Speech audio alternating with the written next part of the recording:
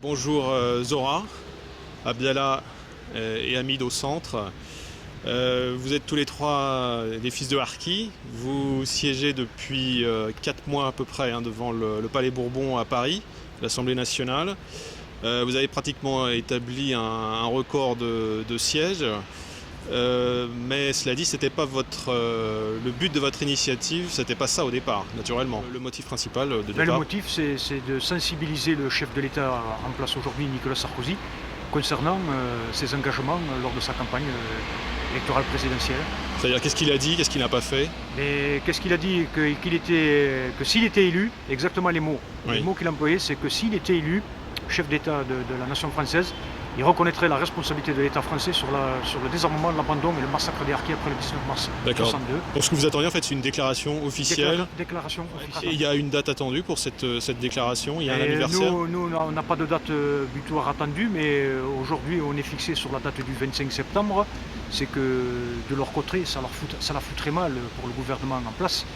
Que le 25 septembre, il y a la journée en hommage aux Harkis, c'est sur le plan national, Oui. et que peut-être qu'on va médailler 1 ou 2 Harkis pour montrer que, vous voyez, on s'occupe des Harkis. C'est une journée qu'on ne rejette pas, puisque c'est une journée qui a été pérennisée sous le gouvernement de Jacques Chirac en 2001, puisque la première elle a été faite sous Jacques Chirac. D'accord. Mais c'est pas l'attente de la communauté Harkis. Vous dormez ici en fait, Oui, devant l'Assemblée nationale depuis 4 mois. Depuis 4 mois, effectivement. Alors, comment vous faites? On dort ici, donc là on a la voiture, on met ses fourchettes, avec Zora on dort de la voiture. Ici, donc alors les couvertures, bon, on rabat les sièges. Et ensuite, Abdallah il dort dans la tente qui lui a été... Alors la tente qui est sur le toit. Voilà, qu'on la déploie bien sûr. Alors, les bidons, c'est... Voilà, les bidons c'est pour se... Alors les bidons c'est pour faire le brin de toilette, et puis pour faire le café le matin, quoi, voilà. D'accord. Ok, ça ressemble un peu à du vin blanc, mais... Non, c'est la douche. Ok. Voilà. On déjeune sur le banc public là, de la place Édouard Herriot, devant l'Assemblée nationale. Eux aussi, pareil, ils déjeunent pratiquement. D'accord, ils vous apportent des plats, non? Ouais, Non, pas du tout. le matin et tout. Ok.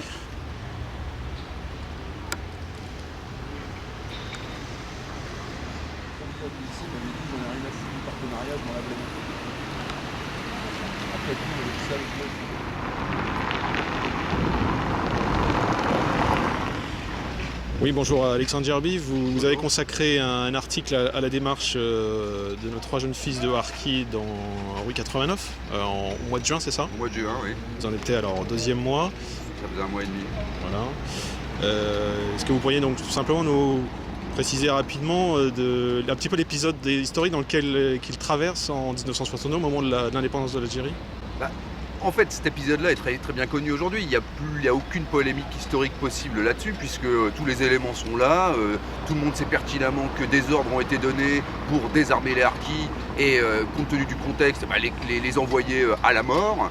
Et quel était le prétexte logique pour les désarmer?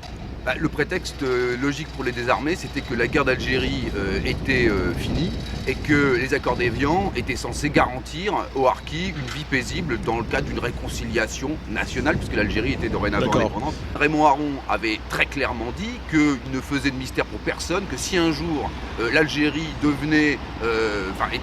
était dominée par le FLN, non seulement les pieds noirs ne pourraient pas s'y maintenir, mais on serait chassés, mais qu'en plus un immense bain de sang accompagnerait l'indépendance. Il y avait une autre solution, c'était Sous la férule du FLN. Il y a une autre solution, c'était de les rapatrier en France, ceux qui voulaient en tout cas. Alors oui, mais le problème c'est que dans la mesure où, contrairement à ce que raconte l'histoire officielle, et à l'appui, la majorité, on va dire la quasi-totalité des intellectuels français, de la classe politique aussi, des médias, contrairement à tout ce qui est raconté, l'indépendance de l'Algérie a été essentiellement, fondamentalement décidée au nom de la préservation de l'identité blanche et chrétienne de la France. On larguait l'Algérie pour éviter ce que De Gaulle appelait la bougnolisation. À partir de là, on comprend, et d'ailleurs De Gaulle l'a dit lui-même, que l'Algérie étant indépendante pour cette raison-là, étant larguée pour cette raison-là, on n'allait pas, par conséquent, accueillir sur le territoire de l'Hexagone des centaines de milliers de Harkis avec leurs familles, ce qui représentait des millions de personnes.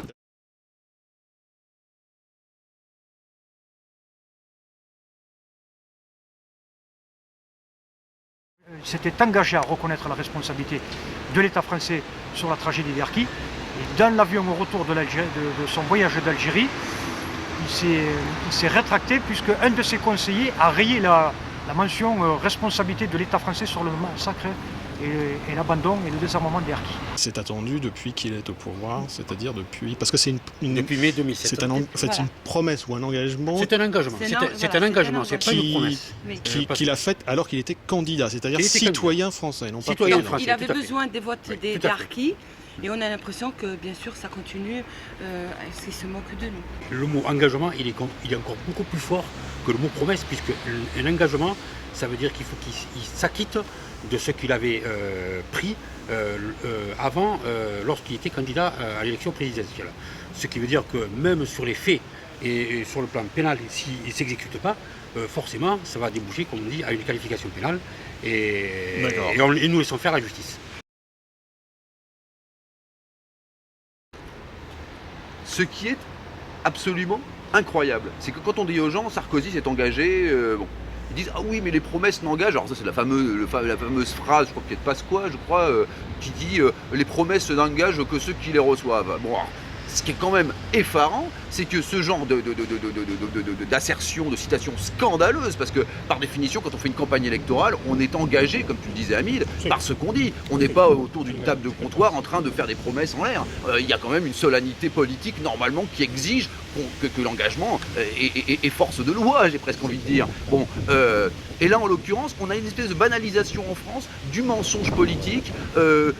Tout le monde rigole en disant oui bon il l'a dit mais on s'en fout.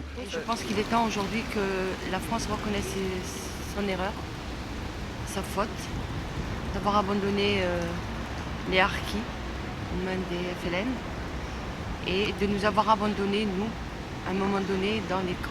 Vous aviez la liberté de circulation ou pas? Non, pas du tout. À l'époque, quand on est arrivé, c'était dans le non, il y avait des fils de barbelés. Ah oui, vous ne pouviez pas sortir, ni rentrer? Non, on ne pouvait pas sortir, on ne pouvait pas rentrer. D'accord. Je veux dire, on faisait la chaîne, moi je me souviens, j'étais petite, comme d'autres, on allait à la cantine chercher à manger. Il y avait le lever du drapeau le matin, de très bonne heure pour nos pères. Ils leur donnaient des paquets de cigarettes, on était vraiment prisonniers. D'accord, ok, bah merci pour ce témoignage, Zora. Je t'en prie.